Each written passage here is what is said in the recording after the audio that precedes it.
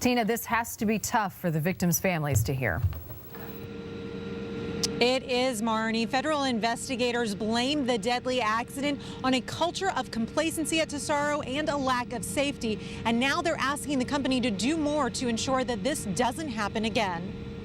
There's a serious problem with refinery accidents in the United States. That's what federal investigators have learned since the deadly fire at the Tesoro Refinery in Anacortes nearly 4 years ago. Today, the Chemical Safety Board released this animation showing the accident they believed sparked that fire.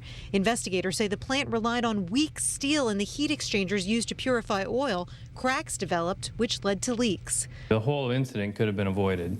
There's materials of construction that could have been used for these heat exchangers that would not have been susceptible to this failure mechanism. So I think all the deaths could have been avoided. That's hard for Herschel Jans to hear. His son Lou was one of the 7 victims who died in the fire. He says there are risks at any industrial job, but he thinks Tesoro should have known their aging equipment was putting employees at even greater risks. I'm sure there was some maintenance done over the years to these heat exchangers, but they just didn't go that extra mile to see if anything was happening. Some of the immediate events around the incident.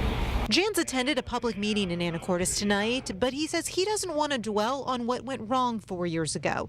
He wants to know what's being done now to improve safety for the people who are still working at Tesoro. You can't do it 180 degrees and have it totally safe. That's never going to happen. We don't expect that. But if we just get a little more concentration on the safety issues here, that's a step in the right direction. I just hope, that the wheels are in motion to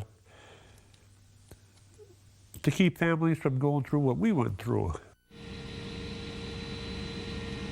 A lot of families hoping that. Now, Tesoro released a statement that said, in part, they dispute some of the findings in this report, but they're willing to work with the Chemical Safety Board on these discussions and recommendations. The company, by the way, just last month paid out nearly $40 million to the families of the victims in the blast. Reporting live in Anacortes, Tina Patel, Q13 Fox News.